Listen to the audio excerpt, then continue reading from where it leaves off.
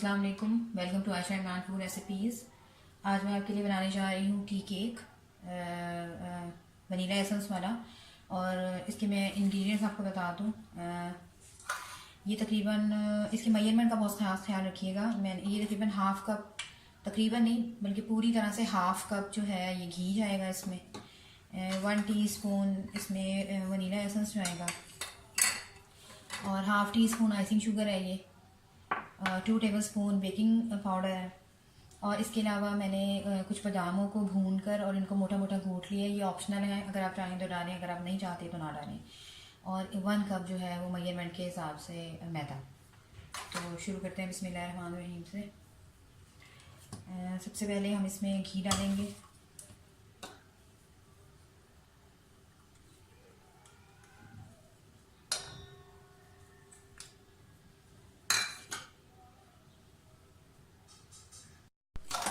अब हम इसको पहले लो पे और फिर मीडियम पे चलाएंगे।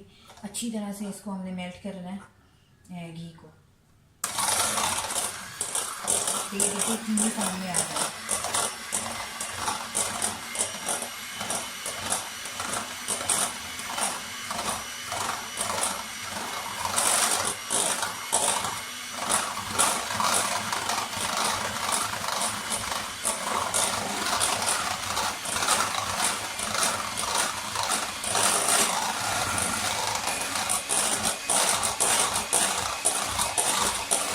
ये जितना अच्छा ज़्यादा अच्छी तरह से बीट करेंगे उतना अच्छा हमारा केक की शक्ल आएगा।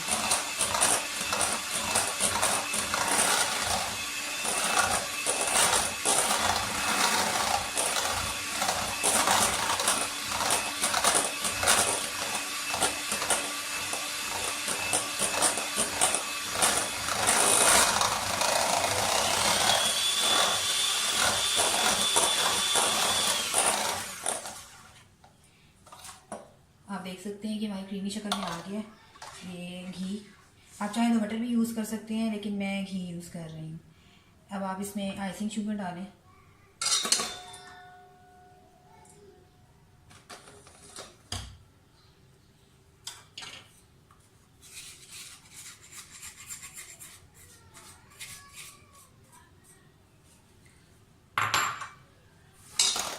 इसको पहले वैसे ही मिक्स करें और फिर इसको चलाएं।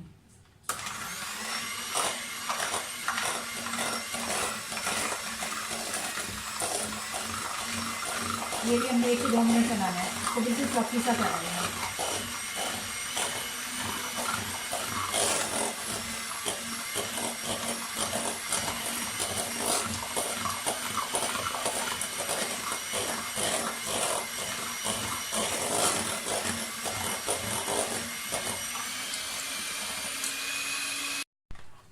बैटर हमारा बिल्कुल तैयार हो गया अच्छी तरह से। अब इसमें आप वनीला एसेंस डाल दें। 1 टीस्पून वनीला एसेंस डाल दिए।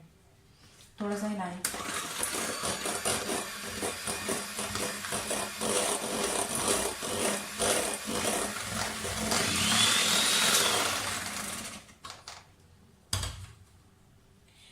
और ये मैं आपके सामने करना चाह रही हूँ ये, वरना ये मैदे को इसको छान लें, क्योंकि इसमें से फिर एयर निकल जाएगी और फिर कोई गुठलियाँ वगैरह नहीं बनेंगी। और बहुत अच्छी तरह से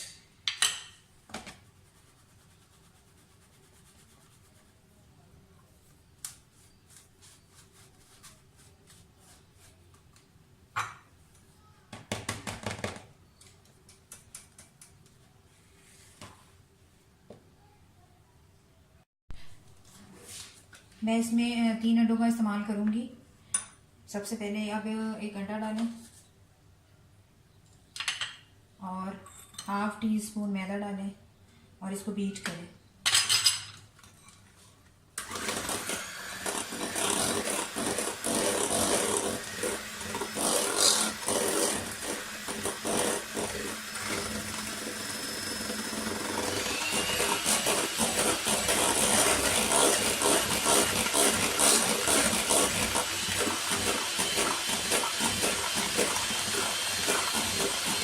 जितना ज़्यादा अच्छा बीट होगा उतना ज़्यादा केक जो है वो नरम होगा।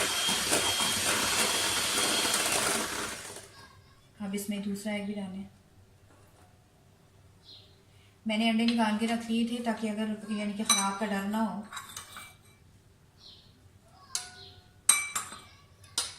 दोबारा से बीट करें।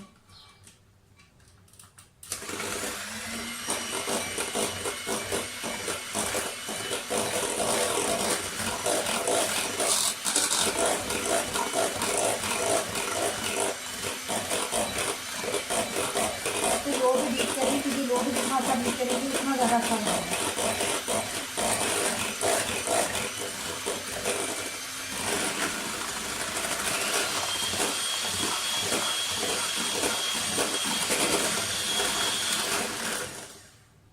अब तीसरा अंडा डालें और जो बाकी हाफ टी स्पून मैदा है वो भी डाल दें।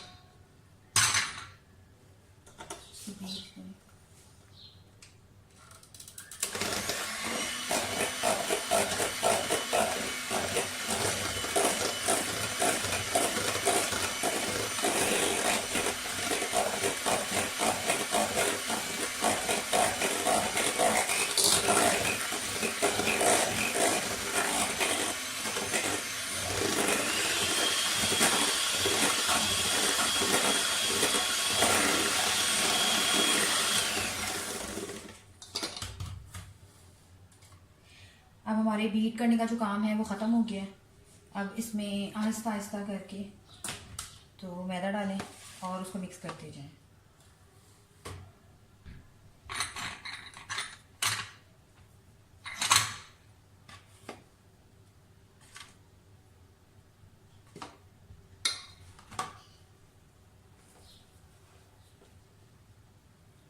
अब इसको बीट नहीं करना, सिर्फ इसको मिक्स करना है। और मैं आपको पैन में बना के दिखाऊंगी आज केक।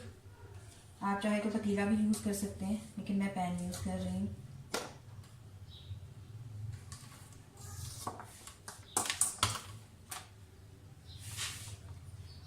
गुठलियाँ नहीं बननी चाहिए, इसलिए मैं थोड़ा थोड़ा करके मैदा डाल रही हूँ।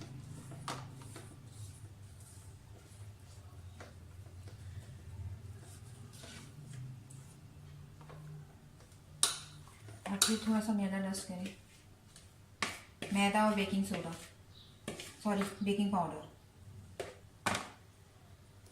इसको भी मिक्स करें।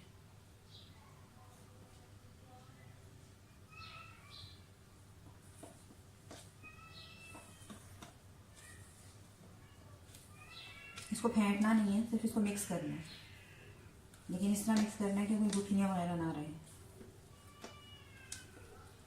इसे मैंने अपने पैन को तकरीबन आधा घंटा हो गया, 30 मिनट इसको मैंने प्री हीट करने रख दिया हुआ है मीडियम पर।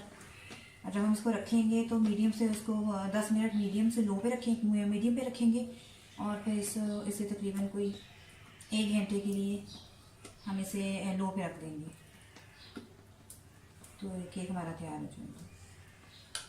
और बाकी भी डाल दें।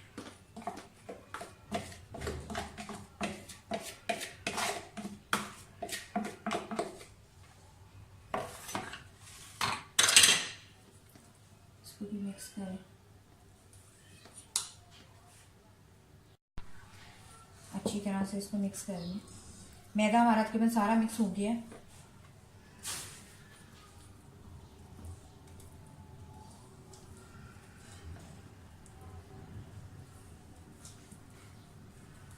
कोई गुठली वगैरह ना रहे। अब आप इसमें ये बादाम मिक्स कर दें, ये ऑप्शनल है, अगर आप चाहें तो डालें, नहीं चाहते तो ना नहीं डालें, सादा ठीक केक भी बन सकता है।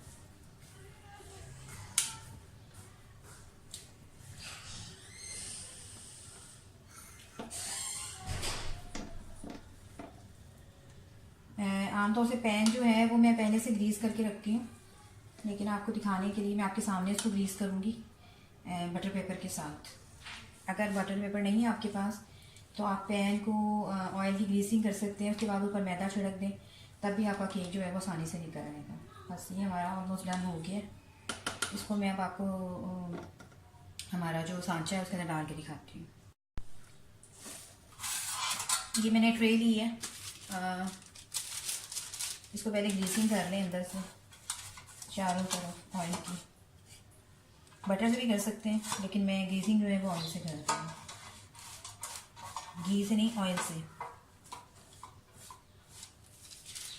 अभी इसमें बटर पेपर बिछा दूँ।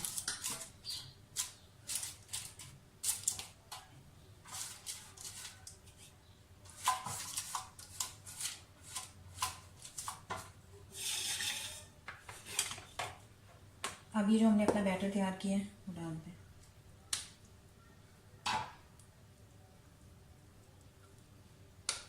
ये तकरीबन 1 पाउंड केक का बैटर तैयार हुआ है, तो सांचा भी उसी हिसाब से लीजिएगा।